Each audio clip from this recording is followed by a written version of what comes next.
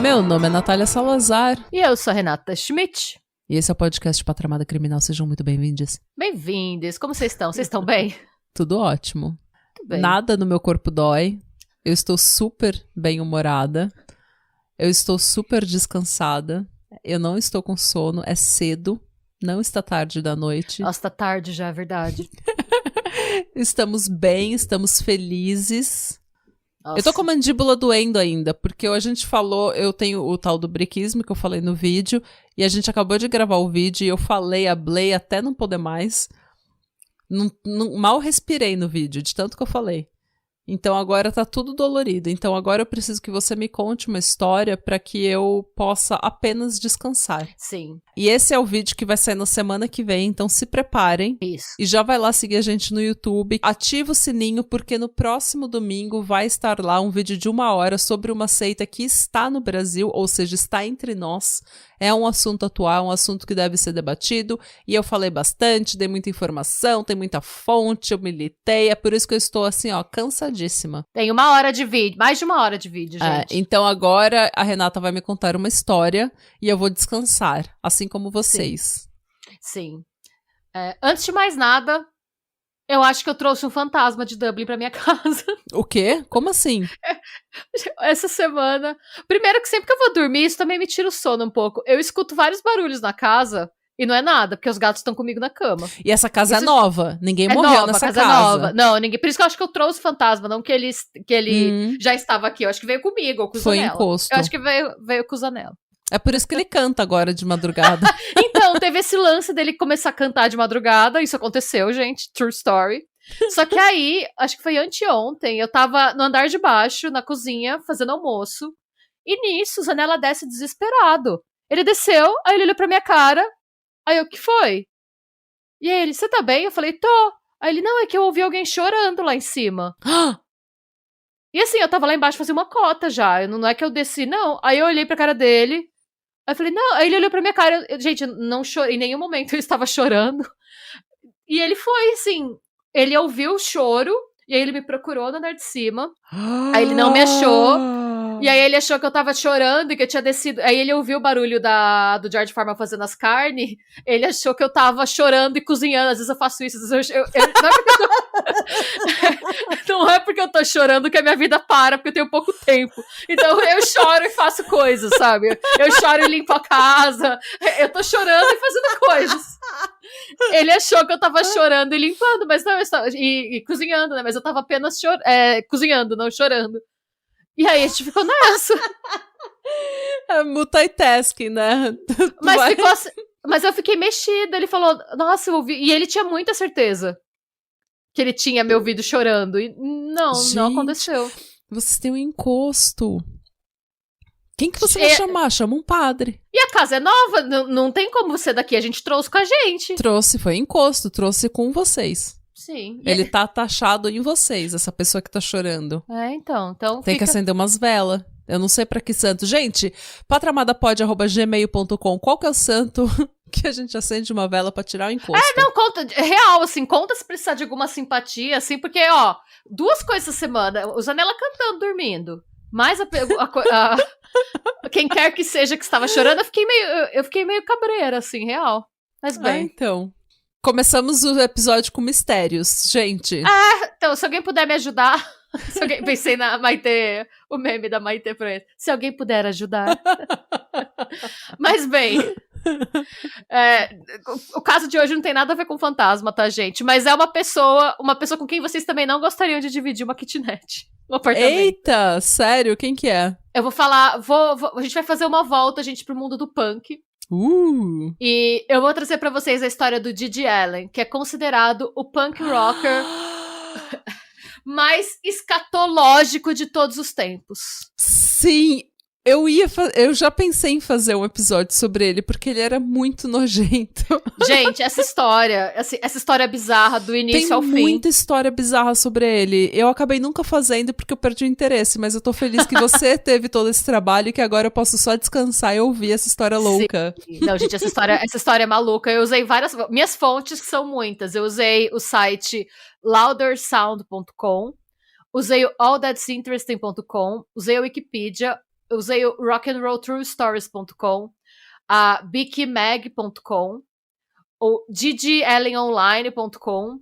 Eu usei o documentário Hated, Gigi Allen and the Murder Junkies. Vou falar mais sobre esse documentário no decorrer da história. Usei o vídeo do YouTube The Scariest Rockstar of All Time, do canal The Work 321. Usei também uma entrevista do canal Soft White Underbelly, que chama Punk Rock Musician Merle Allen, Los Angeles. Usei uma matéria da Vice. Usei uma matéria do weirdpicturearchive.com e uma matéria da loudwire.com. Ou seja, fontes temos muitas. Nada aqui é tirado da nossa cabeça. Não. E eu acho que a minha cabeça nem conceberia uma coisa assim. Tem umas coisas que você olha e fala, rapaz. Gente, sério, é bizarro. A gente vai rir muito com respeito aqui, tá? Tá. Ou não, gente, não garanto nada. Não. Estou cansada. Em alguns momentos a gente vai rir com respeito, em outros a gente vai rir sem respeito. Mas a gente vai rir. Bom, gente, o Gigi Allen nasceu Jesus Christ Allen, em Lancaster, em New Hampshire. Já começa aí, né? Tá vendo? Ele foi batizado realmente entre Jesus Christ Allen. Já começou dando errado. Nada, não que tenha um problema de você chamar Jesus ou que você tenha um problema. Mas, gente, Jesus Cristo. Jesus Cristo, o nome dele era Jesus Cristo Allen. Já acho uma blasfêmia, já. Nem cristã eu sou, já acho deselegante. Total deselegante. Ele nasceu em 56. Se bem que tem um monte de muçulmano chamado Mohammed. Que é Maomé. Mas calma, que você vai ver, o motivo já é bizarro. O motivo pelo qual ele se chamou Jesus Christ não foi tipo porque os pais acharam bonito, não foi uma homenagem. Ah, entendi. Os pais dele se chamavam Merle Colby Allen Sr. e Arlita Gunter. A escolha do nome se deu porque o Merle Sr. falou pra Arlita que Jesus Cristo visitou ele e disse que o filho recém-nascido ia ser um grande homem que seguiria o propósito de vida do próprio Jesus. Ok. E aí, quando vocês descobrirem quem é o Gigi Allen, vocês vão perceber a ironia dessa situação. Foi a pior pessoa. Gente, ele recebeu essa revelação de quem? De um prankster, né? Foi o diabo que foi lá revelar, vou zoar esse louco aí, porque não... De Jesus não foi, de um anjo não foi essa revelação. Ele era tão bem louco que eu não duvido que ele teve alguma alucinação, assim, real, não sei. Tanto que, assim, o apelido Gigi surgiu porque o Merle Jr., que era o filho, né, mais velho do Merle Sr. e da Arlita, ele não conseguia pronunciar Jesus. Eles tinham muito pouca diferença de idade, era coisa de tipo, a Arlita pariu e já engravidou de novo pouquíssimo tempo depois. Ele não conseguia falar Jesus, e aí ele falava Gigi. E o apelido acabou pegando. Tá.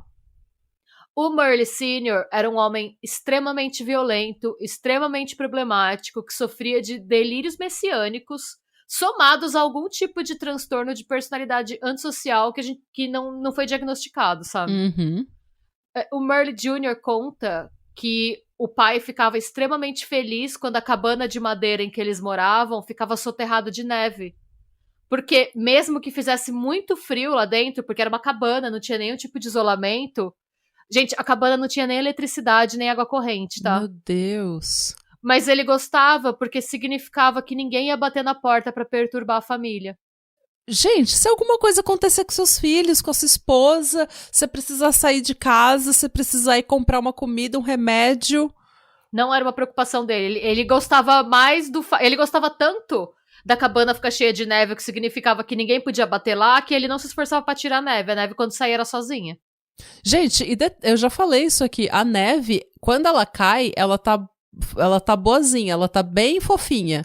Se você não tira, ela começa a derreter e congelar, ela vira um grande bloco de gelo. E isso leva semanas pra derreter. Então ele tava trancando a família dele por semanas em casa.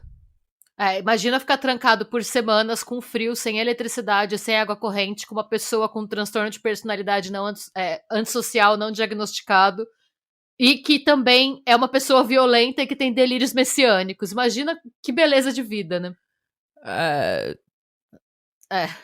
Sobre esse período da vida dele, o Didi conta: os primeiros 5 anos da minha vida foram infestados de doença e violência. Consistiram em viver numa cabana no norte de New Hampshire com pai, mãe e irmão. Era uma existência extremamente real, primitiva e antissocial, sem água corrente, pouco calor e insuportavelmente claustrofóbica. Nós fervíamos água, levávamos roupas e louça e tomávamos banho em uma pia bem pequena e gasta. Eu tinha uma asma muito severa e estava sempre lutando para respirar. Sempre lutando para respirar. Nossa, gente.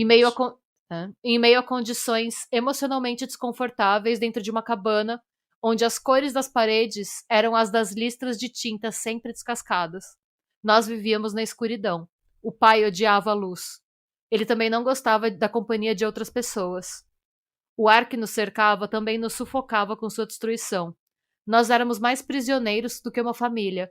Nós éramos prisioneiros do pai, e o pai era um prisioneiro de si mesmo. Nossa senhora, essa última frase... É muito pesada, né? Uou. É muito pesado. A forma de punição favorita do Murley Sr. era cavar covas no fundo da cabana e avisar os filhos e a esposa que se eles fizessem alguma coisa que ele considerasse errado, eles seriam enterrados lá, vivos ou não. Mano. E conforme o tempo ia passando e a condição dele ia ficando mais instável, ele falava cada vez mais sobre o desejo dele de matar a família e se matar em seguida, para protegê-los do, entre aspas, pecado do mundo. Jesus Cristo. Gente, é tudo que... Meu Deus. É a receita completa. Quantas histórias a gente já cobriu aqui que começam assim ou que são exatamente isso. Ele tava já falando o que ele queria fazer. Foi então que a Arleta tentou fugir com os filhos pela primeira vez. Entretanto, nessa primeira tentativa, o Murley Sr. pegou ela no meio do caminho e ele arrancou o Didi dos braços dela e sequestrou o moleque. Ele falou, se você for embora, seu filho mais novo fica aqui. Filho da puta. E ela ficou em casa, porque ele achava ainda que o filho dele era o Messias. Você não vai tirar o Messias daqui. Pois é. Que cara horrível. Mais tarde, no manifesto Didi Allen, The First 10 Years, ou Didi Allen, Os Primeiros 10 Anos, em tradução literal, o Didi afirma que ele foi grato por essa criação bizarra, afirmando que ela o transformou em uma alma guerreira desde muito cedo, entre aspas. O nome disso é trauma, Didi. O nome disso é trauma. Alguns meses depois desse incidente, a Arleta conseguiu fugir de novo, e dessa vez ela conseguiu levar os dois, porque ela esperou o Murley estar do trabalho. Ele era bem... aquela pessoa... tipo, ele era bem desequilibrado, gente. Ele não conseguia ficar muito tempo em nenhum trabalho, ele tava sempre tretando com os chefes. Então, ela esperou alguma rara ocasião em que ele estava trabalhando pra fugir. Uhum. Ela conseguiu chegar em Vermont, na cidade de East St. Johnsbury, onde ela pediu o divórcio e conseguiu se afastar do Murley de uma vez por todas. Tá. Ela casou novamente em 1966 e ela mudou o nome do Didi de Jesus Christ pra Kevin Michael. Melhor. Só que quando... mas assim, quando isso aconteceu, ele já tinha 10 anos. Ele já era o Didi. Não... o Didi já tinha pegado... Foram 10 anos sendo Jesus Christ, né? Então, mas pelo menos ele não tinha que apresentar a certidão de nascimento, a identidade com Jesus Christ. É que também, a gente que sabe como ele ficou depois, eu acho que ele ia gostar de mostrar essa certidão como Jesus Christ. Essa é uma ironia que ele ia apreciar. É verdade, é verdade. Mas de qualquer maneira, ele nunca chegou a usar o nome Kevin em lugar nenhum. O Didi já tinha pegado, ele se apresentava como Didi, ele era o Didi. Uhum. E ele fala que, muito embora o pai tenha saído da vida deles, a nova vida que ele e o Murley tinham não era muito melhor que a anterior. Que ótimo. Ainda segundo ele diz que a Arleta se sentia atraída por um certo tipo de homem. E ele fala que era aquele tipo que frequentemente torna mais difíceis as vidas das pessoas ao seu redor. Mas ele fala que também, pelo menos dessa vez, o abuso físico, que ele fala que existia, não era acompanhado de delírios messiânicos nem de covas cavadas no quintal. Então ele fala que, em comparação, porque com o pai dele ele tinha as surras e as ameaças de ser jogado vivo numa cova. a violência psicológica em cima. Os padrastos eram só as surras mesmo, então em comparação ele achava que era melhor. Aham. Gente, tendo em vista esse background, né, não é de se estranhar que na escola o Didi fosse completamente caótico. Sim. Na escola, na vida, no vida, trabalho, na vida sexual, em todos os tudo. lugares ele devia ser caótico. Sim. Porque não tem como. Acho que entra naquela questão que a gente já falou de você ser viciado em caos também, né? Sim. Você cresce achando que aquilo é amor, que aquilo é paz, que aquilo é convivência, que aquilo é família. Então você vai continuar aquele círculo, você vai continuar aquele padrão de vida. Quando o caos é tudo que você conhece, você não conhece, você estranha uma vida tranquila. Sim, e tá intimamente ligado às suas às memórias de infância, as memórias com a sua família, o amor que você tem com a sua mãe. Então, tudo isso tá envolvido em caos, você vai sentir falta do caos, porque você não acha que você vai ter amor sem caos. Sim. E assim, então o que quer dizer, né, ele ser caótico na escola? Desde o ensino fundamental, ele vendia droga. Uhum. Boa. Ele invadia e roubava casas de colegas e professores. Ótimo, ótimo. E, frequentemente, ele aparecia travestido nas aulas. O que, assim, nesse ponto, eu não tenho problema nenhum com essa última parte. Inclusive, eu acho super ok. Mas vamos lembrar que era Vermont. Essa foi a melhor coisa que ele fez. Tem foto do anuário que ele tá travestido, tá de vestido, de peruca, ótimo. Pleníssimo, divíssimo. Mas, eu nem colocaria isso na lista de coisa. Eu não considero isso uma coisa errada. Eu acho super ok. Eu também acho. Mas na Vermont dos anos 60/70 era considerado disruptivo e escandaloso, então entrava na lista de comportamentos caóticos dele. Uhum. Paralelamente a todo esse furdunço, ele se via fascinado pela música e ele foi influenciado pela onda de British Blues que dominou os Estados Unidos na época. Tá. E aí ele tentou formar diversas bandas junto com o irmão, mas nenhuma deu muito certo. Gente, a personalidade dele sempre foi bem complicada, assim. Eu, pessoalmente, acho que ele tinha muito do pai dele no temperamento dele, sabe? Uhum. E, assim, mas era coisa meio que de criança, sabe? Eles formavam várias bandas, ele logo tretava com alguém e a banda acabava, ele fazia outra, tretava com outro alguém, fazia outra, e ainda assim. E quando eles não estavam na escola fazendo bandas e vendendo drogas e invadindo casas... Ele e o Merle viajavam para cidades mais próximas, onde eles furtavam discos dos músicos favoritos, porque eles não tinham muito dinheiro. Ok. Depois de terminar o ensino médio em Concord, Vermont, em 75, o Didi Allen decidiu que ele não ia mais estudar. Que ele ia ir, em vez disso, ele ia se dedicar ainda mais à música. Mas dessa vez, em vez de se inspirar pelo British Blues, né, ele decidiu se inspirar pelo Alice Cooper, Rolling Stones e, curiosamente, o cantor country Hank Williams. Ok, é um mix diferenciado, né? É um pupurri, né? É. Em pouco tempo, ele entrou em cena como baterista, tocando em vários grupos e até formando outras 2 bandas com Merle Jr. Uhum. Em 77, ele achou uma posição mais permanente, tocando bateria e fazendo backing vocal para a banda de punk rock The Jabbers, com quem ele lançou o álbum Always Was, Is and Always Shall Be. Foi um álbum que fez um sucesso relativo na cena independente da época. E se vocês pararem para escutar, eu ouvi um pouco desse álbum, eu acho que é um dos projetos mais, entre aspas, comerciais em que o Didi Allen já se envolveu. Uhum. E, muito embora ele tenha feito sucesso, o álbum, né, a banda não durou muito, porque os integrantes, de novo, sempre tretavam, principalmente em função da personalidade caótica do Allen. Uhum. Ele era extremamente instável, ele era extremamente intransigente, ele tinha uma visão do que era pra música ser, e se alguém não concordasse com ele, ele ia embora, basicamente. Ou seja, uma pessoa extremamente agradável. Pois é. Extremamente flexível, team worker.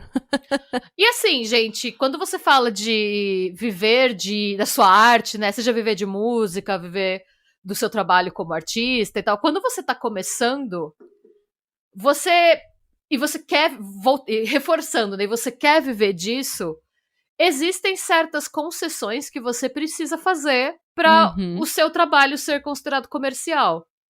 Infelizmente, sim. Infelizmente. A gente não seguiu nenhuma delas, é por isso que a gente nunca tá nos primeiros 10 colocados do Spotify.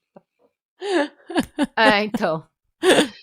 E era uma coisa que, assim, os companheiros de banda do Didi, tipo, a maioria queria viver de música. Uhum. E estavam dispostos a fazer certas concessões em termos de estilo de som, o que pode ir numa letra. Então, por exemplo, se você... Os próprios Sex Pistols fizeram muita concessão. O Sex Pistols é uma banda de punk extremamente comercial, sabe? O Sid Vicious nem tocava baixo, ele nem sabia tocar. Não, o baixo ficava desligado nos shows. Sim. Então, e daí assim, você pensa numa pessoa igual o Iggy Pop, que nunca fez isso, que sempre... Ele fazia o que ele queria e daí ele conseguia um contrato com uma gravadora, fazia um álbum, bebia... Enquanto ele estava fazendo o álbum, ele bebia e usava todo o dinheiro da gravadora de droga e lançava um álbum qualquer coisa, ficava uns 2 anos sem trabalhar, daí fazia tudo de novo. Mas ele nunca foi o Stooges e o Iggy Pop nunca foi uma coisa comercial. Mesmo Idiot, que é um puta álbum, nunca foi uma coisa grande comercial. Ficou mais comercial depois que ser punk virou uma coisa legalzona, que virou uma coisa cool. Tipo, na minha geração já, que virou uma... Nossa, você tem que saber dos estúdios. E mesmo assim, e o próprio Iggy Pop, que é uma das figuras mais caóticas aí desse universo... Gente, Lust for Life é uma música feita pra Transpotting e pra MTV. Sim, então, depois na década de 80 que ele começou a fazer essas concessões, Sim. Porque antes ele era um fudido. Ele era um fudido. Não, mas sempre tem uma musiquinha que você consegue cortar os palavrão e emplacar. Tem isso, sabe? Sim. Passenger, que o de Ouro Preto fez lá, que é dele, né? Sim, do Iggy Pop, E é uma cançãozinha, tem uma ou outra. Mesmo, até o Iggy Pop fez concessões. Mesmo ele sendo essa coisa caótica, ele fez umas músicas comerciais, porque você quer ser caótico, mas você também precisa comer. Ele precisa bancar as drogas dele. Sim, porque é isso que eu tô falando. Enquanto ele não fez, ele era sempre um fudido. Sim! Foi quando ele começou a fazer essas concessões, quando ele começou a poder... Porque você precisa de uma porta de entrada. Sim. Você precisa de uma coisa palatável para que a pessoa consiga entrar, saber quem você é, e depois ela possa explorar o seu lado mais caótico, mais selvagem. Mas se você já começar com um chute na porta e um soco na cara, ela nunca vai ter a oportunidade de te conhecer de verdade. Ela nunca vai ter aquela porta de entrada, uma coisa mais confortável. Gente, se você olhar até, por exemplo, se você ler a biografia do Keith Richards e você vê as primeiras fotos dos Rolling Stones, eles foram vestidos pela gravadora igual os Beatles. Uhum. A gravadora montou eles pra serem cópias dos Beatles no começo. Eles precisaram ter As primeiras vendas são meio que modestas, mas eles precisaram fazer algum sucesso na cena pra eles poderem ter mais liberdade criativa. É um processo que, infelizmente, muita gente critica isso. A própria Manu Gavassi fez um vídeo esses dias nas redes dela criticando esse processo, mas infelizmente é uma coisa que, se você quer viver de música e você não é herdeiro, é uma parte do processo a qual, infelizmente, você precisa se submeter. E o Didi Allen, ele se recusava. Uhum. E a diferença é que, tipo, os caras das bandas que estavam com ele falavam, mano, ok, eu sou punk rock, hardcore, mas eu preciso comer, eu não quero ser um mendigo. E o Didi Allen falava, eu não me importo de ser um mendigo! Então, essa era a diferença fundamental, sabe? Ou seja, ele queria morar na rua, ser uma pessoa num estado vulnerável, e ele queria que a banda inteira fosse com ele. Ele não queria fazer isso sozinho. Sim. E se você se recusava a agir como ele... Na verdade, é assim, você só ia se dar bem com ele se você fizesse tudo que ele mandava. E agisse igual a ele. Se não, ele ia tretar com você extremamente agressivamente e ia dar um rage quit, ia sair puto.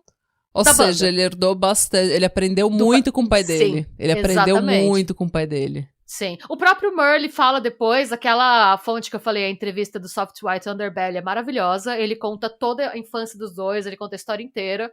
Dá pra você ver que o Merle e o Didi se amavam muito. O Merle é vivo até hoje, tá? Ele fala com muito carinho do Didi.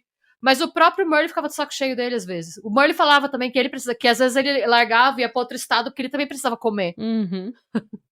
Enfim, no fim ele deixou essa banda.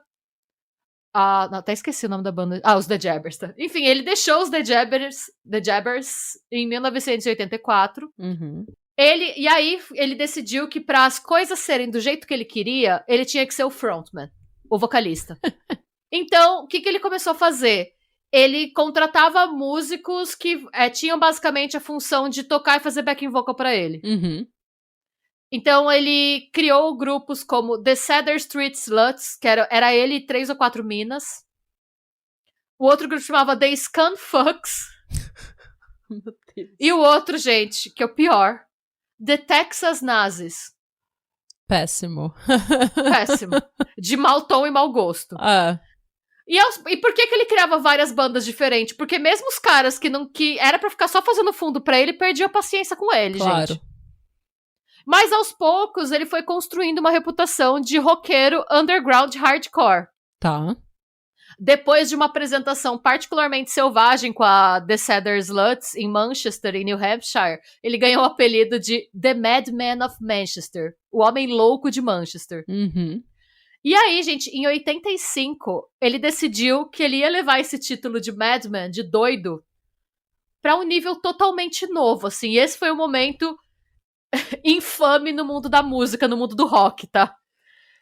Yes. Ele fez um show com uma banda que chamava Bloody Mess and the Scabs, em Peoria, Illinois. E foi aí que ele defecou, fez cocô no palco pela primeira vez, na frente de centenas de pessoas.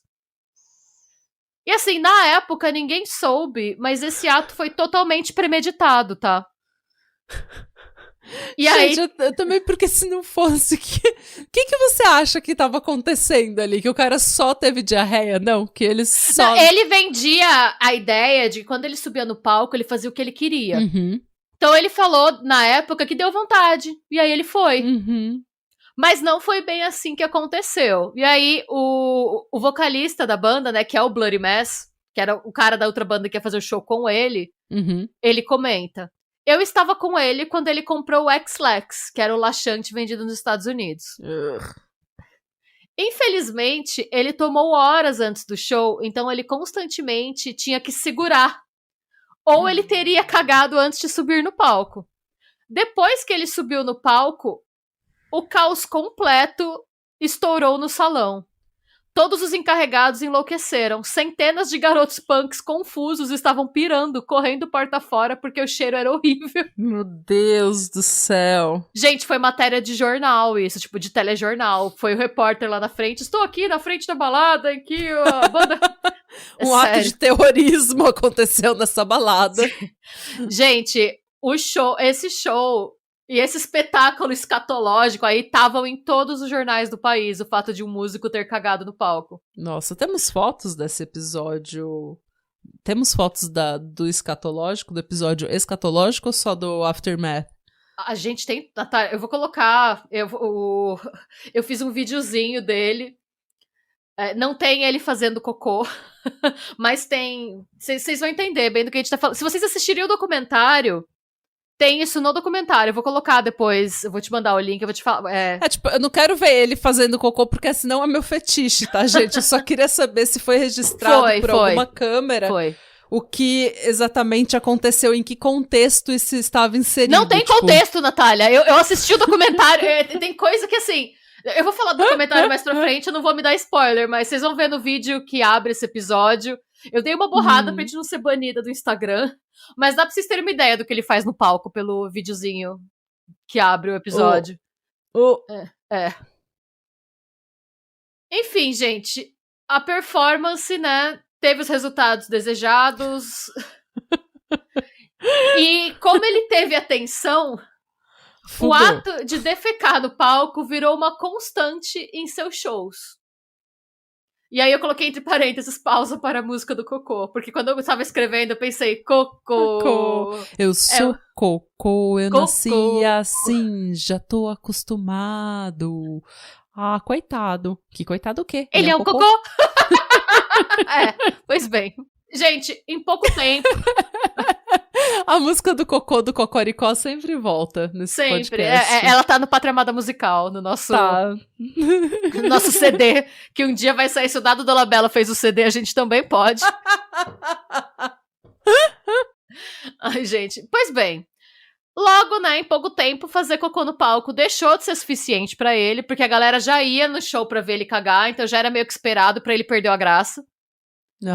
E aí, o que ele começou a fazer? O que você acha, Natália? Qual que você acha que foi o próximo passo dele? Sangue. Não, a gente vai chegar no sangue. Ele começou, depois de cagar, ele passou a comer as próprias fezes.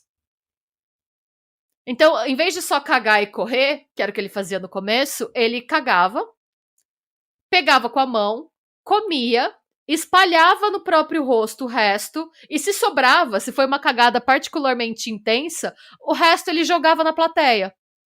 Ou esfregava as mãos sujas em quem estivesse perto da plateia. Cocô. Eu posso sair daqui? Eu não tô mais feliz.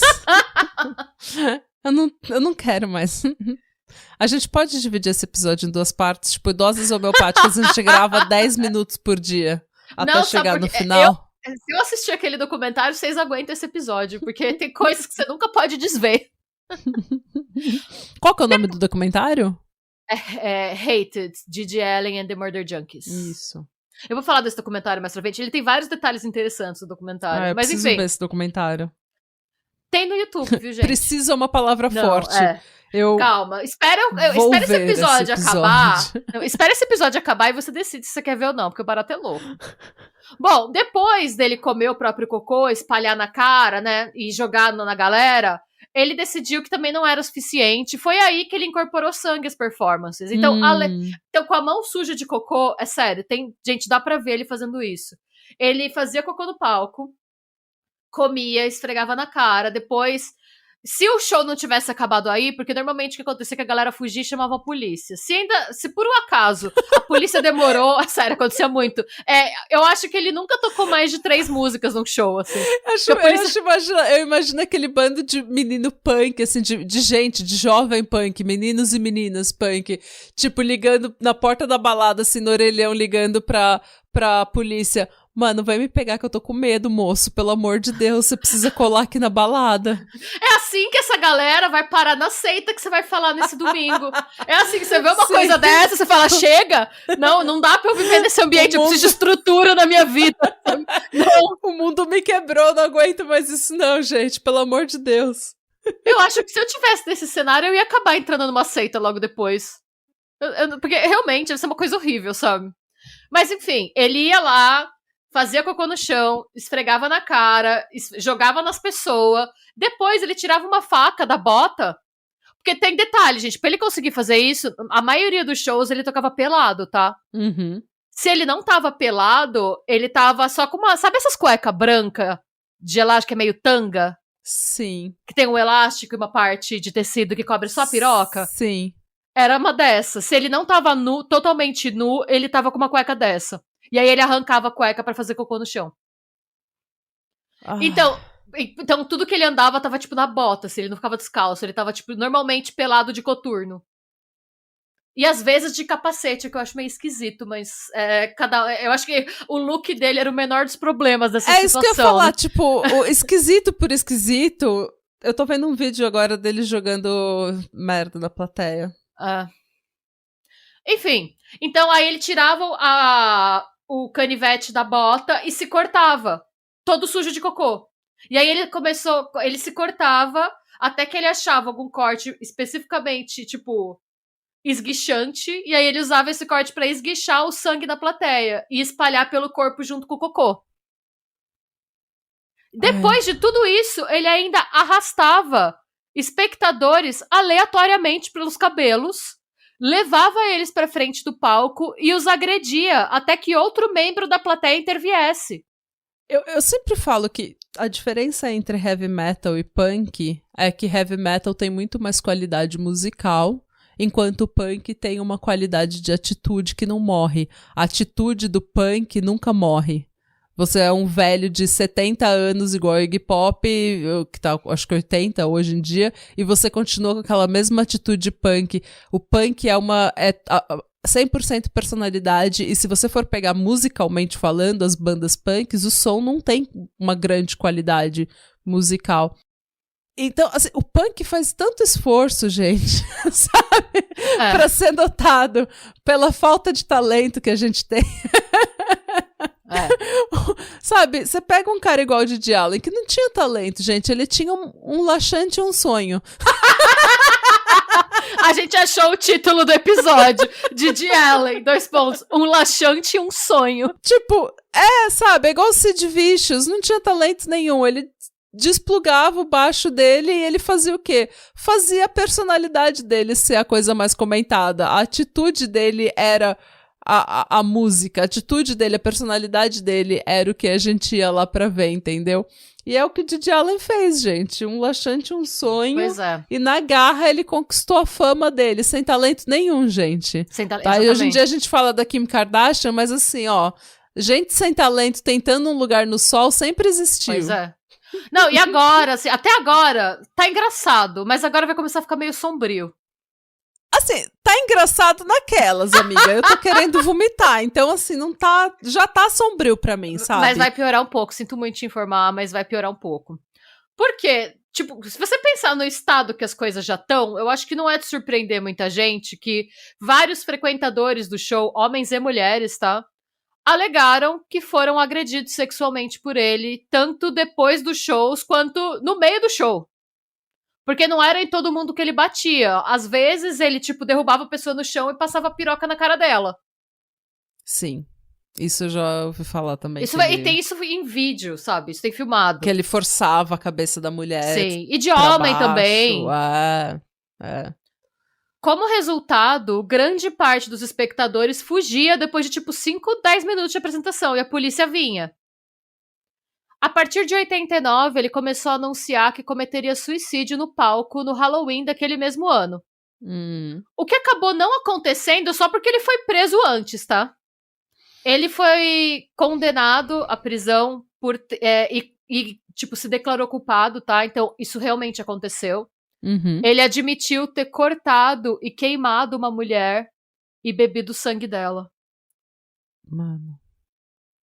E por conta disso, ele cumpriu 15 meses de reclusão em regime fechado, tá? Que é uma coisa muito séria. Eu acho que não tem... Nada justifica esse tipo de coisa. Nem isso, nem você abusar sexualmente de... Dos seus gente fãs. Não tem. Não tem cabimento isso. Nada justifica. Tipo, não tem infância triste que justifique isso, sabe? Não. Tipo, A então, infância, assim, tipo... A gente sente empatia pelo Didi Allen de 10 anos. Até os 10 exatamente. anos de idade. Depois ele já sabe o que ele tá fazendo. Pois é.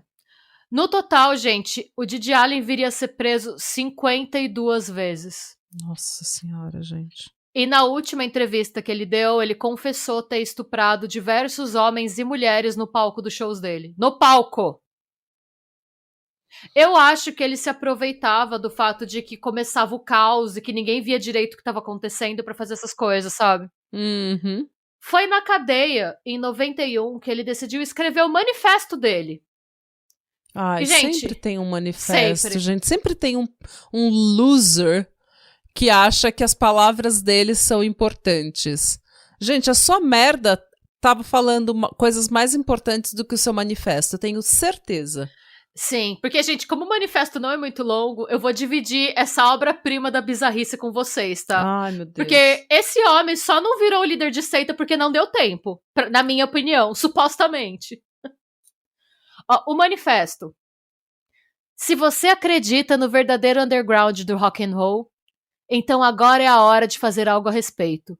Chegou o momento de derrubar a situação atual e declarar guerra às editoras discográficas, às estações de rádio, às publicações, aos clubes e a qualquer um que promova toda a chamada cena, entre aspas, tal como ela se apresenta atualmente. Precisamos destruir tudo e recuperá-la das empresas falsas e conformistas. Mas é preciso agir agora e é preciso derramar sangue. Não é preciso nada. Não. Primeiro, não é preciso nada. O que eu preciso é poder ir num show sabendo que eu não vou ser cagada. É Sexualmente só isso. abusada. Sangrada. Porque eu não vou apanhar. Enfim. Primeiro, deixe-me dizer quem sou eu. Nasci Jesus Cristo Allen em 1956 em Lancaster. O Jesus Cristo sobre o qual pregam na Bíblia é um falso impostor. Apenas uma muleta na qual os aleijados se apoiam. Foda-se essa merda fraca. Eu sou o homem com quem lidar. Eu me criei dentro do útero a partir do fogo do inferno. Não há separações entre Jesus Cristo, Deus e o diabo, porque eu sou todos eles. Ai, meu Deus. Estou aqui para levar o rock and roll de volta e provar ao mundo que sou o verdadeiro rei através dos poderes que adquiri. Quando nasci, em 1956, o rock and roll começou a decolar. Por que você acha que foi? Porque eu criei isso. É sério. Mano, eu criei Elvis. Eu criei Elvis, tá? Sim, claro. Eu fiz tudo acontecer. Uhum. Mesmo antes de nascer, eu já estava conspirando. Uhum. Mas ao longo dos anos, todos deixaram tudo passar. É por isso que estou pronto para retirar tudo. Ninguém se segurou. Ninguém teve a insistência de terminar o que se propôs a fazer. Todos eles me decepcionaram ou eu tirei suas vidas por um propósito. Fui eu quem estava jogando todas as chaves inglesas das engrenagens. Mas o dinheiro e o comercialismo fizeram com que todos se vendessem. Até Iggy me decepcionou. Os Sex Pistols me decepcionaram. Sid me decepcionou quando se apaixonou. É por isso que estão todos mortos. Olha, pra falar a verdade, os Sex Pistols viraram um bando de conservador Tory do caralho, entendeu? Xenofóbico. Então, assim, realmente... Eles também nos decepcionaram. Todo mundo nos decepcionou. E a gente vive agora... com isso e a gente não caga em ninguém. Não. E agora temos os Ramones elogiando bandas como Guns N' Roses, o que vai contra tudo que eles pretendiam destruir. É o Dado Dolabella falando pro João Gordo que ele traiu o movimento. Que ele traiu o movimento punk. Mas agora estamos em 1991. Essa é a década da mutilação sangrenta final. É hora de tirar o rock and roll das mãos das massas e devolvê-lo às pessoas que não aceitam conforto ou conformidade a qualquer custo. Então cometerei suicídio no palco e o sangue do rock and roll se tornará o veneno do universo para sempre. Dê uma olhada ao redor e veja o que está acontecendo. Gravadoras covardes beijando o traseiro do mainstream, sendo pressionadas pela mídia financeira e pelos políticos. As chamadas estações de rádio de ponta são tão idiotas quanto as estações às quais se opõem. Publicações de censura beijando a bunda dos macacos. Não entendi o que ele quis dizer com isso, mas enfim. Nesse ponto, ele não tá mais falando nada com nada. Né? Que, por sua vez, estão beijando a bunda de outra pessoa. Mesmo as chamadas publicações underground, entre aspas, não têm a mínima vontade de sujar as mãos com sangue. Ninguém quer sujar as mãos com sangue. Nem com merda. Deixa a gente. Mas enfim, voltando. Eles estão muito ocupados chorando sobre como podemos tornar o mundo um lugar mais maravilhoso e como eles podem ser politicamente corretos. Falar é barato pra caralho. É hora de lutar. É hora de vingança. Precisamos derrubar o rock and roll como está agora. Devemos derrubar as gravadoras, não comprando seus produtos. Um boicote. Se você precisa de um registro, roube-o. Dessa forma, eles não receberão seu dinheiro. Temos que parar de alimentá-los. Seu apoio agora deve ir para mim. Claro. Didi Allen. Claro. O líder comandante e terrorista do rock and roll. Por que você acha que estou na prisão agora? Porque você estuprou. Você torturou, queimou e... Porque eles sabem quem eu sou e temem a minha realidade. Nossa sociedade quer parar minha missão. Eles querem fazer uma lavagem cerebral em você e mantê-lo preso à MTV e a seus mundos estagnados e seguros. É uma conspiração para matar o rock and roll. Eu sou o Salvador. É por isso que sou considerado uma ameaça à sociedade. Isso é o que você deve fazer. Instruções, gente. Ele deu instruções, ó. Anota aí, gente. Anota o rei da merda falando. Um estuprador, que ele tem coisas muito... Torturador, porque ele tem... Cagão. Porque ele tem coisas muito importantes pra dizer de como você deve agir, entendeu? É muito importante que a gente saiba. Anota, gente, anota. Pois é, ó. Vá até sua loja de discos e compre todas as gravações de Didi Allen que você encontrar. Se eles não tiverem nenhuma em estoque, diga-lhes para encomendarem. Se eles recusarem, faça o que for preciso. Ligue para estações de rádio e exija Didi Allen. Pinte Didi Allen com tinta spray em todos os lugares. Conscientize-os de que a doença e a tradição scumfuck ainda estão se espalhando. Escreva Didi Allen em todas as suas notas de dólar. Todas as notas que você tiver. As pessoas não jogam dinheiro fora, então será uma forma gratuita de divulgar a mensagem. Você deve fazer isso todos os dias de sua vida. Devemos viver para o rock and roll underground. Pode ficar escuro e perigoso novamente. Pode ser ameaçador para a nossa sociedade como deveria ser. Deve ser intransigente. E comigo como seu líder, isso vai acontecer. Estou pronto para conduzir vocês, meus aliados, ao verdadeiro rock and roll underground. Vamos começar. Assim, Não. Eu não vou fazer né? nada disso. Eu tava pensando aqui, melhor não, valeu. Então, a Hard Pass. Não. Obrigada por compartilhar. Não, Mas valeu. Não. Enfim, gente, nesse ínterim, a vida continuava pro Merle Jr., né? O bom de ter um irmão igual ao Didi Allen é que você sempre vai ser o filho favorito. Não importa o que você faça na sua vida, quantas cagadas você faça, você sempre vai ser o filho que fez menos cagadas. Literalmente! Literalmente. E o Merle é tão... Você vê ele falando, ele fala... No documentário, ele é o que mais fala com a câmera, assim. Uhum. Ele é tão tranquilo, ele é tão zen. Ele fala numa tranquilidade. Ele fala pausada. E você vê a entrevista dele no Soft White Underbelly, fez tanto sucesso que chamaram ele pra uma segunda entrevista. Uhum. Porque muito. Ele passa. Ele é tipo o Yin e o Yang, ele e o Didi, sabe? Ele passa uma paz. E ele é punk rocker também, sabe? Tipo. Ou seja, bizarro. Alternativas, gente. Você não precisa ser um punk com um laxante e um sonho. Você pode simplesmente ser um punk da paz. Não, e o Merle era mais velho, né? Ele passou 2 anos a mais com o pai deles do que o Didi. É bizarro, assim, é uma loucura. Mas eu nutri muita simpatia pelo Merle Jr. E enquanto o Didi tava preso, a vida continuava pro Merle Jr. E o Merle Jr. nunca perdeu o hábito de furtar discos e fitas em diversas lojas de música de Nova York, né? E foi aí, na loja favorita, a loja que ele mais gostava de furtar, chamava Mark's Kings Video and Music. Lá, ele conheceu e fez amizade com um jovem atendente chamado Todd Phillips, que na época era estudante de cinema da NYU, né, da New York University. E o Todd Phillips sempre nutriu essa estranha fascinação por tudo que era bizarro e peculiar. Numa dessas conversas, nasceu a ideia, por parte do Todd, de fazer um documentário sobre o Didi Allen and the Murder Junkies. Assim que o Didi saísse em liberdade condicional. O que acabou acontecendo alguns meses mais tarde. Foi esse documentário que eu assisti, gente, que o nome é Hated, Didi Allen and the Murder Junkies. Ele acabou se tornando o primeiro filme de relativo sucesso do Todd Phillips. Olha que bizarro, gente. Gente, o Todd Phillips... Eu não sei nem o que pensar. Só pra vocês saberem, o Todd Phillips é o cara que dirigiu Se Beber Não Case e que fez o Joker, né? Os filmes do Joker e vários outros filmes, né?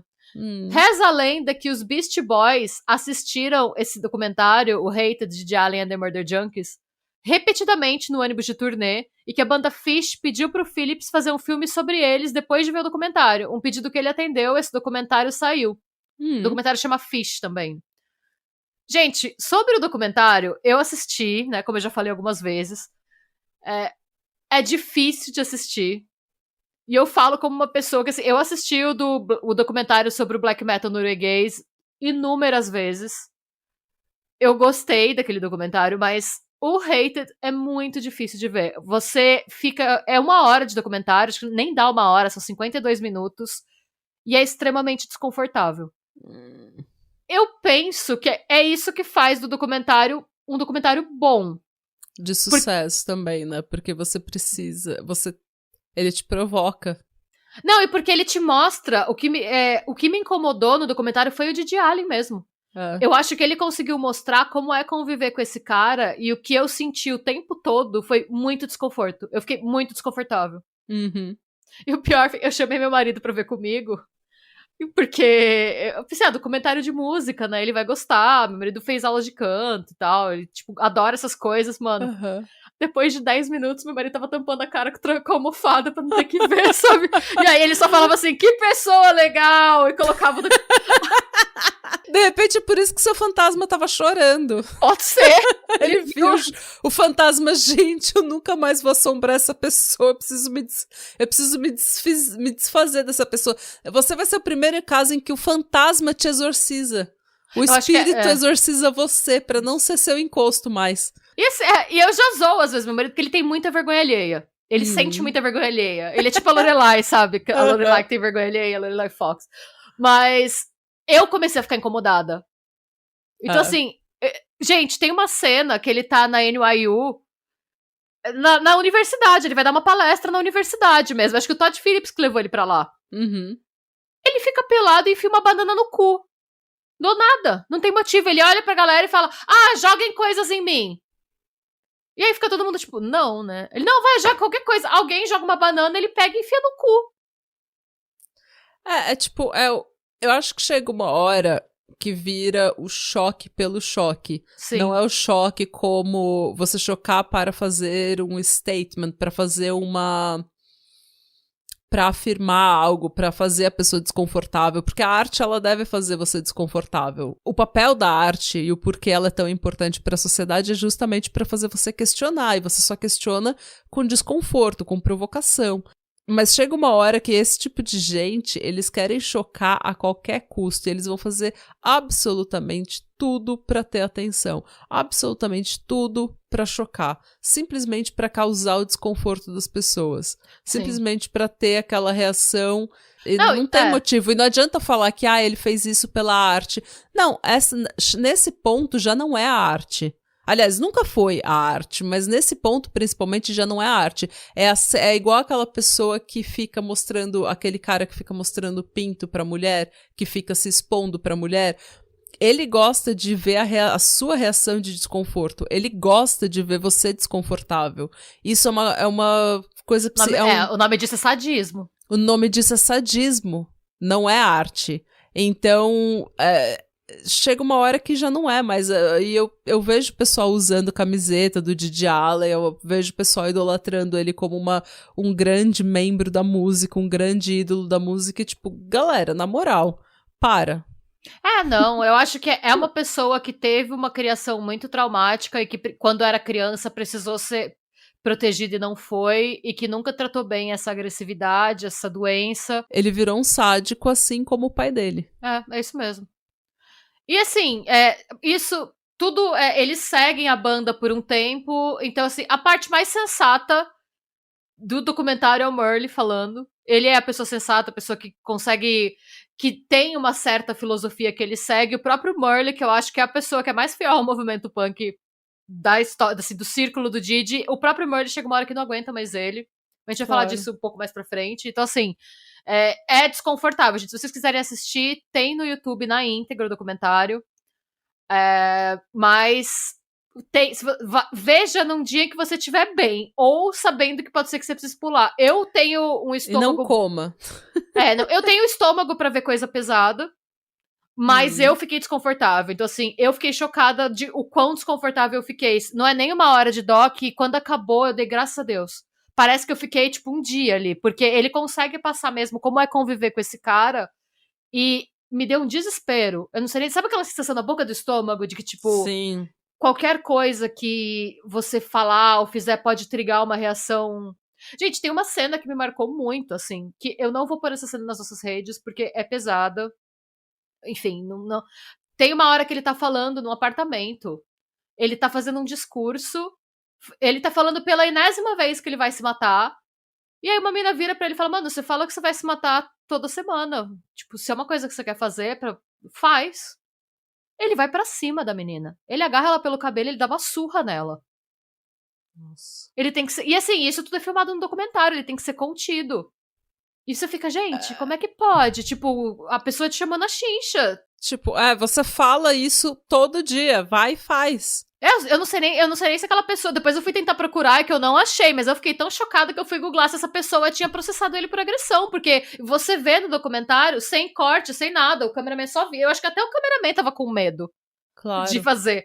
Mas o cameraman só vira, você vê uma agressão do nada, ele tá num momento, ele tá falando normal as coisas dele, no que a mina questiona, ele voa pra cima dela. E é uma coisa que você fica assim, a chave virou tão rápido, foi uma coisa tão é uma violência tão gratuita, e você percebe assistindo o doc que é assim com ele o tempo inteiro. Então eu fico pensando, por isso que ele não parava em banda nenhuma. Imagina o quão cansativo deve ser se viver com essa pessoa que, além de tudo, acha que o que ela tá fazendo é revolucionário, que ela tá certa, você não tem voz, você não tem vez, você não tem nada. Então assim... Sim. Ele era exatamente o pai, né? Ele era o Messias. Ele era o pai que levou o delírio messiânico dele pro outro lado. Mas assim, uma das partes mais bizarras referentes ao documentário é, na verdade, a forma como esse projeto foi financiado. Olha a bizarrice, gente. Antes de ser preso, tá? O Didi Allen trocava correspondência e fez várias visitas ao John Wayne Gacy. Puta que pariu, eu não sabia dessa conexão. Gente, o Gacy falou que o Didi Allen foi a pessoa mais fedida que ele já conheceu. O Gacy chegou, inclusive, a pintar um retrato do Allen e dar de presente pra ele. E o Todd Phillips usou esse contato, porque na época ele era um estudante de cinema fudido, ele não tinha grana. Ele escreveu uma carta pro Gacy, explicou que estava fazendo um documentário e pediu pro John Wayne Gacy desenhar um pôster pro documentário. E esse pôster seria vendido para angariar dinheiro para produzir o doc. Uhum. E aí eu vou pegar para vocês um pouco do que o próprio Todd Phillips disse sobre esse processo, né? Ele disse, e aí é o Phillips falando do Gacy. Ele disse, farei isso por $50 em materiais de arte e uma foto comprometedora sua. E aí ele disse, então mandei para ele $50 e uma foto minha que meu colega de quarto tirou no telhado. Eu não estava nu, mas era uma foto muito agressiva. Aí, gente, a gente fez um vídeo no YouTube sobre o John Wayne Gacy, se vocês quiserem saber mais sobre ele. Mas é um dos serial killers mais infames dos Estados Unidos, assim, é o palhaço assassino doidão. O palhaço pogo, é. O Phillips vendeu cópias do pôster por $15 cada, né, e esses posters ficavam no final de uma revista que chama Maximum Rock and Roll. Ele conseguiu $12 mil nos anos 90 para fazer o documentário. É dinheiro. É dinheiro. E sobre isso ele fala, John Wayne Gacy foi basicamente produtor executivo do filme. Verdades difíceis de ouvir. Pílulas difíceis de engolir. E o pior, eu não sabia disso, tá, gente? No documentário também fala que vários punks conversavam com o John Wayne Gacy, porque ele respondia a todo mundo. Falam que ele amava conversar com esses moleque novo, punk, que estaria... A gente sabe por que ele gostava de conversar com o moleque novo, né? De repente os punk do nada desaparecia. Pois é. Não, porque ele tava preso, né? Mas... sim, ele já tava preso nessa época. Sim. Por isso que ele pediu $50 em materiais de pintura, porque ele não podia receber dinheiro, não. Ele tava preso e todo mundo escrevia pra ele. Tipo, porque era cool você conversar com o serial killer. E ele era o único que respondia, basicamente. Nossa, isso é década de 90 que eu tô viajando. Eu tô... Ele foi preso o quê? Nos anos 70, não foi? Nos anos 80, início? Eu acho que o Gacy foi preso no começo dos anos 80, se não me engano. O Didi Allen foi preso em 89. E foi condenado a 15 meses em regime fechado.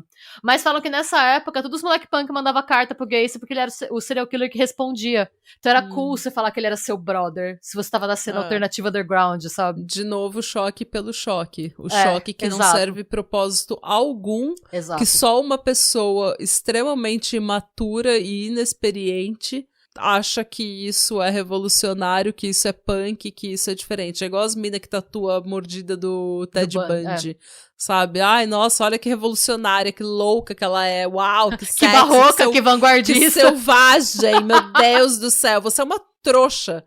É isso que você é. E você não tem experiência de vida e eu espero que você se arrependa um dia. Mas é o choque pelo choque. Não existe propósito pra esse choque. Pois é, gente. O Didi saiu em liberdade condicional em 91 e seguiu com a rotina de shows escatológicos. Gente, ele não aprendeu, não foi nada. Porque continuou igual. E a diferença é que dessa vez os shows escatológicos eram acompanhados pelo Todd Phillips e a equipe de filmagem. Então dá pra vocês acompanharem vários desses shows no documentário, que, de novo, reforça, se você for ver por sua conta é risco, porque é difícil de assistir. Não me culpe se você achar horrível, eu tô avisando que é difícil. Toma um Vonal, um Dramin antes de ver o documentário, porque pelo jeito ele é bem forte. Eventualmente a banda decidiu sair em turnê. Detalhe, gente. Sair em turnê significaria romper os termos da liberdade condicional do Didi, que não podia deixar o estado. E eles foram mesmo assim, tipo, foda-se. E sobre essa turnê, o Merle descreve, ele fala: houve um show em uma pista de skate com 17 crianças que foram presas. Eles eram todos menores de idade e bebiam. E Dino é o baterista, e Didi foram presos. Então tivemos que pagar a fiança de Didi, porque não poderíamos continuar sem o Didi. Mas não tínhamos dinheiro suficiente para pagar a fiança de ambos.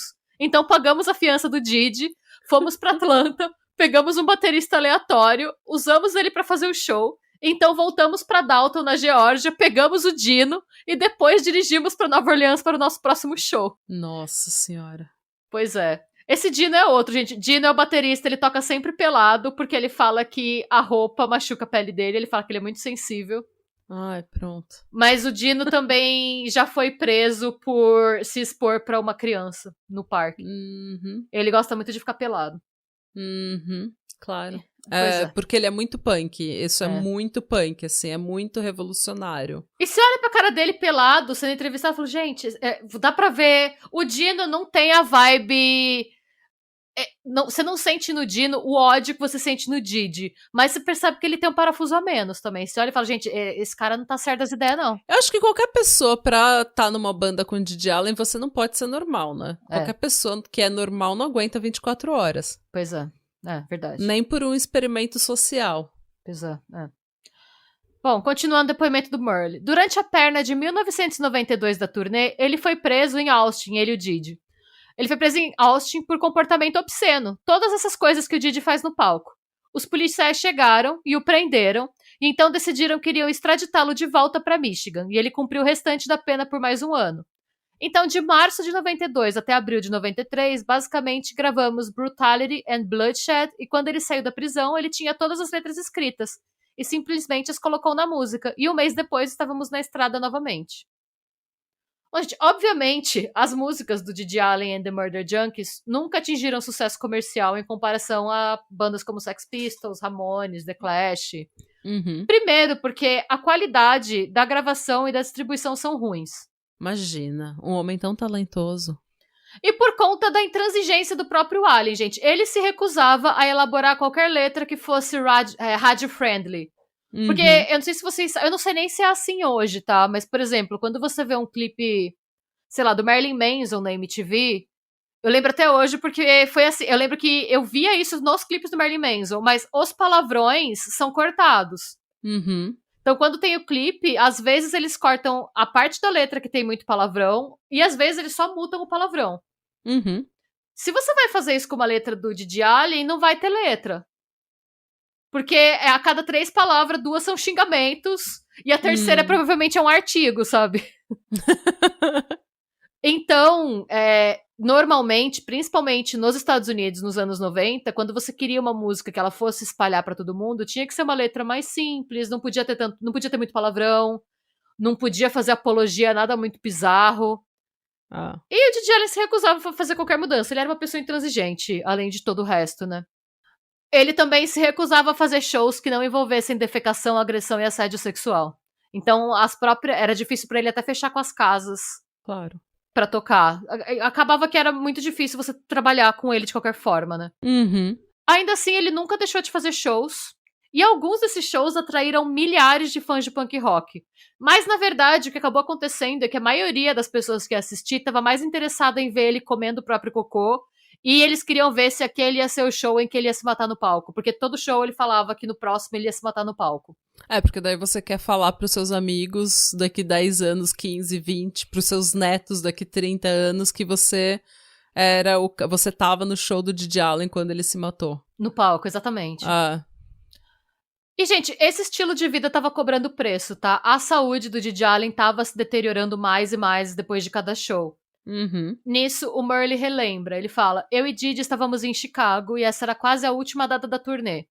No final de junho de 93, ele simplesmente parecia mal. Ele estava na estrada há um mês, abusando de si mesmo, e conversamos sobre sua morte e sobre seu funeral, e Didi disse, bem, quando eu morrer é melhor vocês darem uma festa. Na volta para Nova York, o Didi Allen and the Murder Junkies ia ser uma das bandas a se apresentar numa casa de shows chamada The Gas Station. Foi uma das apresentações mais violentas da carreira dele. Inclusive, é essa apresentação que encerra o documentário. Tá. Pra quem quiser ver. Tá bem no final do doc. É uma das últimas coisas que aparece no doc. Sobre esse show, o escritor Legs McNeil, ele é um escritor que escreve muito sobre música e ele tava muito na cena nos anos 90, dos anos 80 até agora há pouco, assim. Ele tava lá, ele era conhecido, amigo do Didi, eles festavam juntos. E ele narrou essa experiência num artigo pra Vice. Eu vou contar esse depoimento dele pra vocês, porque eu acho que, assim, esse é o tipo de momento que só quem tava lá deve... Eu vou tentar reproduzir o mais próximo possível pra vocês o que deve ter sido ter estado lá, sabe? Ele fala: Didi sobe no palco e imediatamente quebra o microfone. Então o cara do som disse: o show acabou, não vou mais fazer isso. Porque o cara só arrebentou o microfone, não foi sem querer. Ele quebrou o microfone porque ele tava puto. Enfim. Tem toda essa gente lá e Didi está furioso. Ele começou a gritar com o cara do som e ameaçá-lo. Então o cara do som e o seu cachorro se barricaram na cabine de som atrás de um portão de aço e o Didi jogou microfones nele e o chamou de maricas. X. Por nada. Por nada. Porque ele tava louco de várias coisas, né? Claro. De alguma forma, Didi conseguiu outro microfone e o show continuou por um tempo. Foi um show de 3 músicas. E Didi estava pegando fogo. Ele deu socos em algumas pessoas, depois cagou em si mesmo e espalhou tudo, então começou a jogar merda nas pessoas. Havia cerca de 200 pessoas ali e logo após o show começar, todos correram para o pátio. Portanto, restavam apenas cerca de 10 pessoas assistindo o show. Alguém levou um soco e houve uma briga, e agora Didi não tem microfone. Ele estava frustrado por não conseguir fazer o show para o qual se preparou, então começou a descontar na multidão. Ele começou a perseguir as pessoas até o pátio, gritando: eles nem me deixam terminar meu show! Didi estava tentando atacar qualquer um que estivesse próximo, então a multidão ficou furiosa. Furiosa porque esperaram a tarde toda e nem conseguiram ver o headliner. Detalhe, gente, ele não era a atração principal do show, ele era uma das bandas só. Eles estavam no pátio, onde havia um recipiente para reciclagem cheio de garrafas, e começaram a jogar as garrafas nele. Estava chovendo coquetéis Molotov e estávamos tendo que nos abaixar e tentar descobrir como sairíamos dali. Então, Didi expulsou a multidão do pátio e saiu para a rua, o que se tornou uma confusão de loucos gritando e berrando. Tinham entre 75 e 100 pessoas na rua, pirando, correndo atrás dele. Mano. Didi estava usando a saia curta da Alice, sua namorada da vez. Gente, ele tinha uma namorada ainda por cima. Como? Ai, gente, como? É isso que não dá pra entender. Você aí, sabe, uma pessoa que tem estudo, que tem um trabalho, que tá, sabe, planeja um date pras pessoas, que tá cheio de amor pra dar, uma pessoa carinhosa. Você não consegue uma namorada e esse merda, literalmente um merda, tá sempre com uma mulher. Como é que pode? Como é que pode, gente? Não sei. Realmente, no caso, eu não sei explicar. Isso daí é tipo grupo, né? É só grupo que mas quer falar que tá com Didi Allen. Eu não teria orgulho de falar disso, não. Eu teria muito nojo de falar que eu tô com o Didi Allen. Eu penso naquela mina que fala: eu tenho vergonha do meu passado. Eu fazia tudo por dinheiro. Não dá nem pra você falar que é por dinheiro. Enfim. Não. No documentário, ele chega a falar num trecho que todos os bens que ele possui cabem numa sacola de papel. Essa sacola de pão de padaria, sabe? Sim, é só laxante. Esses são os bens dele. Laxante. Deve ser laxante, uma cueca. E droga. E droga, possível. Enfim, mas voltando. Didi estava usando a saia curta da Alice, sua namorada da vez, e essas botas de combate cobertas de sangue e merda. Aí Didi se deitou na frente do ônibus municipal da Avenida B e o ônibus não conseguia passar. Todo mundo estava correndo como louco. Didi estava deitado na rua. E agora podemos ouvir a polícia chegando. Didi tentou fugir, mas ele não era muito conhecedor de Nova York, você sabe. Estava tendo problemas para tentar encontrar o caminho de volta para o St. Mark's Hotel. Toda a multidão o seguia. Então a polícia o estava seguindo. E ele está de saia, sem calcinha, coberto de merda. Gente... Didi estava tentando descer a Avenida B e tinha uma espécie de marcha que ele liderava, mas ele não queria liderar uma marcha, ele queria fugir. Ele gritou: parem de me seguir, parem de me seguir, mas eles não paravam de segui-lo. Ele chamou um táxi na frente de um banco, entrou e o taxista surtou. O taxista ficou nervoso e não quis ir. Então eles tiveram que sair do táxi. É claro, você chega cheio de sangue, cheio de merda, estragando a ferramenta de trabalho do cara ainda. Claro! Enquanto isso, havia pessoas nas 4 esquinas do quarteirão gritando e berrando enquanto os policiais procuravam quem estava causando aquela confusão. Finalmente, Didi chamou outro táxi e voltou em segurança para o St. Mark's Hotel. Do hotel, o Didi foi para a casa do Legs e com alguns outros amigos para festar e falar de música.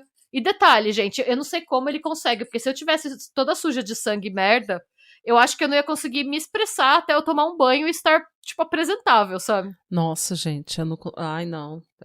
Não, e assim, o que ele fez, ele parou no hotel, ele esperou a galera, tipo, aquele caos parar, e aí do jeito que ele tava, ainda usando a saia, as botas, sem cueca, tipo, sainha curta, coturno, e ele tava com um capacete da Alemanha nazista. Chique. Que era uma das únicas coisas que ele tinha, tipo, também, além, tipo, da uma cueca e das drogas e dos laxantes, enfim.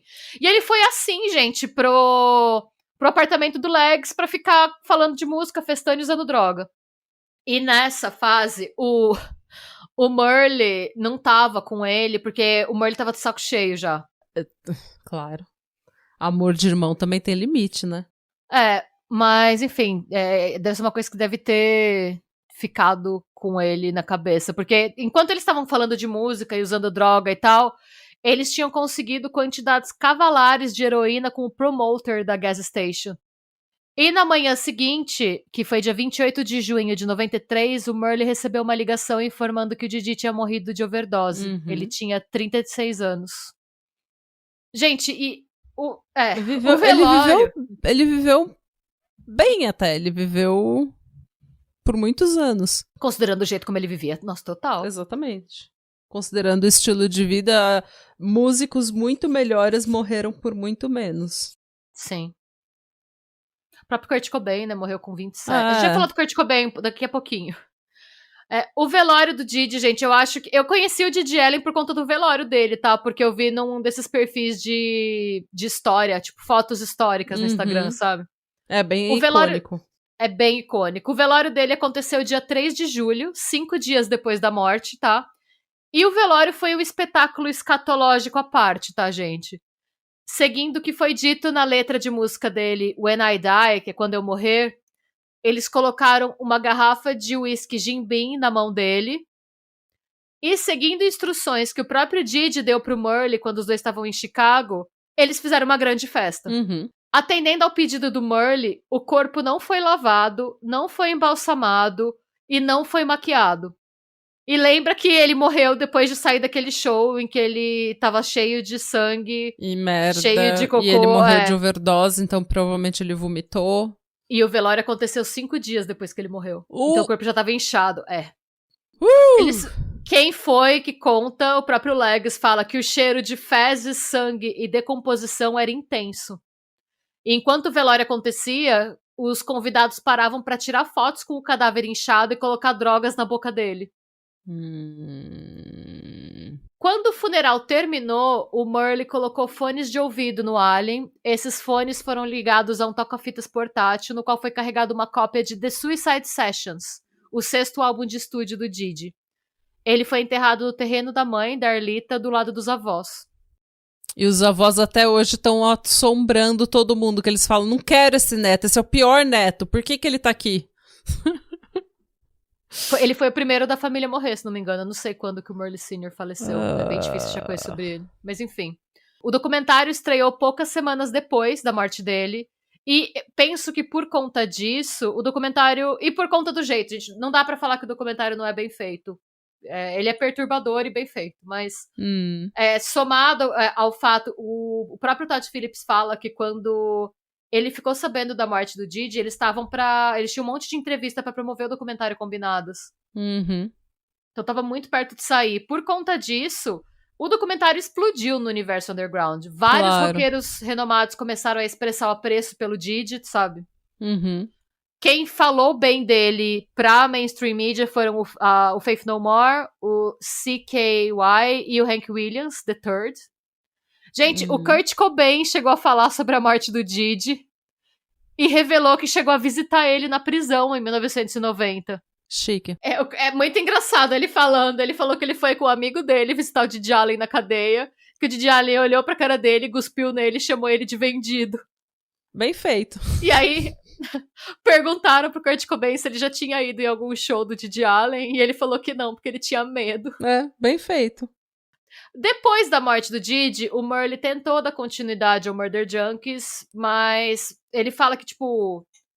era muito difícil achar um vocalista e ele meio que não achou certo. Ele sabia que o irmão dele não ia gostar de ninguém que ele colocasse no lugar dele. Fato. E o que eu acho que é uma assumption bem correta, assim. Então ele decidiu fechar, acabou de vez com a banda e se concentrou em administrar o site oficial do Didi e vender merch, CDs e vídeos. Até porque como é que você ia fazer uma audição? Até porque como que você ia fazer os testes, né, pra vocalista da banda? Você ia falar, olha, você chega, por favor, aí está a privada, aí você está um balde. E você precisa de um laxante? Você precisa de um laxante ou você pode fazer comando? Você pode fazer... Você pode fazer, tipo, na hora, no susto. Você sabe que tem alguma coisa errada quando seus movimentos peristálticos são mais importantes do que sua voz pra banda. Quando você chega... aqui está um prato de merda, você poderia, por favor, comê-lo? Não? Ok, você não é pra essa banda, por favor, se retire. Pois é. Gente, não dá. Hoje o Murley vive das vendas de merch, CDs e vídeos. Ele ainda tá vivo, ele mora em Los Angeles. Uhum. E pra encerrar essa história, gente, eu vou pegar uma frase sobre o Didi, que também está no documentário, pra vocês. A frase é: Didi Allen é um artista com uma mensagem pra uma sociedade doente. Não. Ele nos faz olhar para aquilo que realmente somos. Não. O humano é apenas mais um animal capaz de falar livremente, de se expressar com clareza. Não se engane, por trás do que ele faz, existe um cérebro. E essa frase foi dita pelo John Wayne Gacy. Então a gente pode não dar muita moral pra ela. Você não me deixou terminar o meu público, você falar não. Eu tô com um senso de rejeição a absolutamente tudo nesse episódio que eu não tô conseguindo mais. Gente, calma, gente, se acalme. Acabou essa história do Didi Allen. Ele é considerado o músico mais escatológico da história do rock and roll. O punk rocker mais escatológico da história do punk. Qualquer lista que você colocar. O punk mais punk. Eu acho... Então, se ele não tivesse assediado, abusado sexualmente, estuprado e torturado ninguém, pra mim tava ótimo. Ele ser adorado, ele ter sido um louco, uma pessoa... Ele ter enfiado uma banana no toba. Sem problema nenhum. Tem gente que faz isso no OnlyFans e ganha muito dinheiro. Não tenho problema nenhum nem com ele defecar no palco, jogar na plateia. Se a plateia sabe o que tá acontecendo, eles compram um ticket pra ver o Didi Allen, tudo bem, ótimo, perfeito. Pra mim o problema é essa idolatria de um estuprador. Porque é uma idolatria e é um estuprador. Não é legal ser fã de Didi Allen. Tipo, não é uma coisa... não é uma coisa cool. Tipo, não, é uma coisa horrível. É uma coisa... Você tá literalmente falando que... ele estuprou e torturou pessoas, mas... foda-se, né? Ele era o punk, então a gente gosta dele. Não, para. Eu acho que é também pra gente refletir que, às vezes... Eu pensei muito isso quando eu acabei de ver o documentário. Eu acho que o mundo da música, e principalmente Nova York, estavam num momento muito particular da história deles para que um cara como esse ficasse remotamente famoso. Sim. Eu penso que se fosse um momento um pouco diferente da história, ele estaria internado. Sim. É porque na década de 90, e a gente já falou bastante sobre isso, né? Na década de 80, quando os Estados Unidos estavam sob a presidência do Ronald Reagan, era muito conservador. Era muito família tradicional, heteronormativa, cis, tudo assim, tudo muito, sabe? Não tinha nem... Se divorciar era ainda um tabu, você tinha que ser uma pessoa certinha, que trabalha, que vai pra faculdade, a família com 4 membros, cerquinha branca, casa hipotecada, tudo bonitinho, 2 carros, um cachorro. Então era uma coisa muito tradicional e qualquer coisa que saísse desse tradicional era muito mal vista. Os anos 80 foram um período muito conservador. Então daí você chega nos anos 90... Fudeu, todo mundo quer ser a contracultura, né? Todo mundo quer ir contra o reaganismo, todo mundo quer ir contra essa heteronormatividade, todo mundo quer ir contra essa branquitude, todo mundo quer ir contra tudo que é conservador, religioso, do bem, entre aspas, do bem, né? É isso que eu acho mais interessante. Acho que, assim, gente como o Didi Allen sempre vai existir. Mas acho que é importante a gente entender o contexto que fez com que uma pessoa como ele tivesse espaço. Tivesse espaço, tivesse a voz ouvida e tivesse fãs. Quando você assiste o documentário, você vê que tem gente que seguiu o cara. Sim. O cara, tipo, tinha gente que seguia. Onde o cara estava, eles iam porque eles achavam que ele fazia tinha namorada. Ele tinha namorada, mulher. Né? E, tipo, eu acho que, assim, você ser grupo, tudo bem. Mas você ser grupo de uma pessoa que tá sempre fedendo a merda, é, tipo, é o extremo. Não tem. E eu acho que, assim, se ele tivesse sobrevivido a ele mesmo... Eu acho que ele teria realmente virado um líder de seita. Eu acho que ele teria feito muito mais mal. Eu acho que é triste falar isso, mas eu acho que ele meio que já foi tarde, sabe? Porque é uma pessoa que, se ele ficasse mais tempo no planeta, ele ia causar muito mais coisas estrago. Negativas do que positivas pra humanidade, assim. E daí, em comparação com uma pessoa como o Iggy Pop também, que tinha esse negócio do shock culture, sabe? Que gostava de chocar, que também quebrou uma garrafa no palco e rolou e se cortou inteiro. E... tinha esse choque, velho, que queria chocar as pessoas e fazer baderna e ser caótico. E você vê que hoje em dia ele é um músico muito mais completo, ele chega uma hora que você amadurece, que você cresce, e o Didi Allen já tava beirando os 40 e ele não tava parando, né? Ele só piorou. Ele só piorou, então o comportamento dele tava escalando pro outro lado, enquanto as outras pessoas estavam, tipo, se acalmando com a idade, vendo, e com a maturidade. E evoluindo musicalmente, né? Se você pega os primeiros discos pros últimos, você não vê uma evolução musical, você vê um declínio. Então, essa é a diferença também, porque daí você vê que aquela cultura do choque por si só não te sustenta e não te satisfaz. Por quê? Porque você estava fazendo aquilo por uma expressão artística, não pelo sadismo. Então, daí você vai amadurecendo, você vai crescendo, você vai ficando mais velho, vai ficando mais calmo, e daí você vai se focando na parte criativa, na parte da música, vai evoluindo musicalmente. Isso não estava acontecendo. Para ele, o que estava acontecendo era escalar o comportamento ruim, o comportamento problemático, vai saber quantas mulheres ele não ia agredir, estuprar, vai saber quantos homens ele não ia agredir, estuprar, quantas pessoas ele não ia abusar. Então, até o próprio irmão, eu não acho que o próprio irmão ia estar salvo nessa... Sim. Quando o rolê batesse, que o barato ficasse louco de verdade, nem o irmão ia estar salvo. Sim. Então sei lá, eu acho que, assim, ele não estava muito longe de virar um Charles Manson. Se ele tivesse ficado vivo, sabe? Então... É isso, gente. Essa história do Didi Allen, uma pessoa extremamente problemática, extremamente extrema. E que já foi tarde. E que realmente já foi tarde, assim. Devia estar no clube dos 27, mas sobreviveu quase uma década ainda. Ele tava ameaçando, assim, e ninguém sabe, né? A galera fica se perguntando que ele tava ameaçando se matar no palco desde 89, né? E ele morreu, de certa forma, nos próprios termos, mas não do jeito que ele planejava, né? Ele nunca ia se matar. Provavelmente não. Ele gostava muito dele mesmo, realmente. Ele gostava muito dele mesmo, ele gostava de falar que ele ia se matar pra gerar desconforto nas pessoas. Tanto que quando confrontaram ele, ele não gostou. Ele gostava, ele era sádico, ele gostava de ver o desconforto no olho da pessoa. Isso é verdade, você tem razão. Ele gostava de fazer a pessoa, o conservador, cristão, mainstream, ficar desconfortável. E nem dá pra considerar, eu que falei merda, eu acho que não dá pra você considerar uma overdose nos próprios termos, porque ele não planejou isso, né, ele só... Ele morreu fazendo o que ele gostava. De certa forma, nos próprios termos. Gente. Bom, gente, é isso. Assim como o documentário cumpriu o seu papel, esse roteiro cumpriu o seu papel e deixou todo mundo desconfortável, mas foi um ótimo roteiro, como sempre. Obrigada. Nossa, e olha que eu filtrei muita coisa. Normalmente eu te agradeço pelo seu roteiro, hoje eu só vou falar tchau, boa noite. Obrigada pela sua amizade. Obrigada por estar aqui.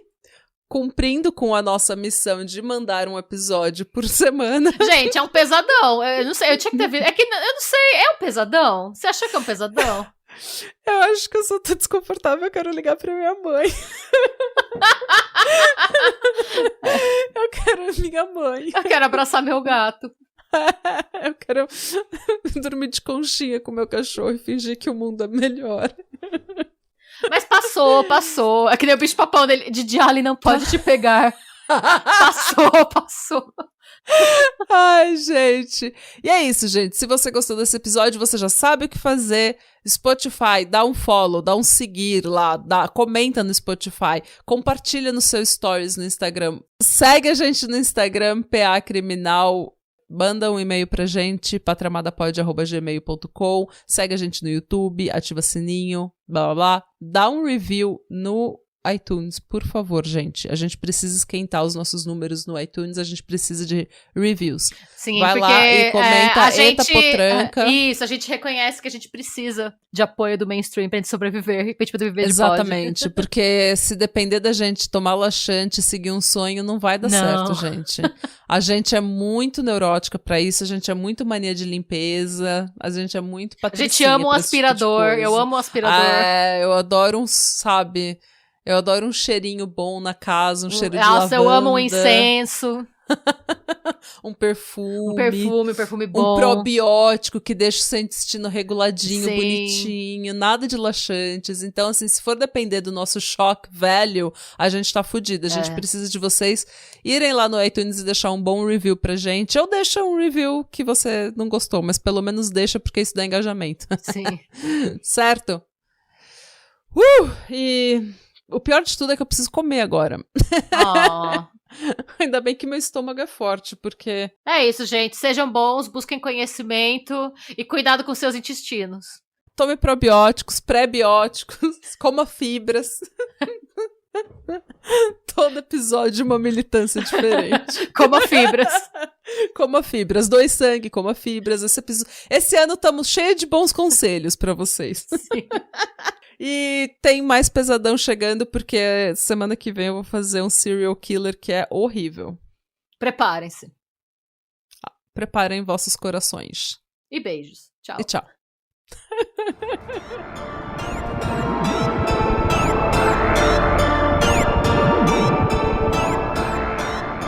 E se você gostou desse episódio e quer receber conteúdo exclusivo sem comerciais, vá até a Orelo para se tornar um apoiador do Pátria. Você também pode se inscrever no nosso canal do YouTube para episódios inéditos todos os domingos. E agora sim, tchau!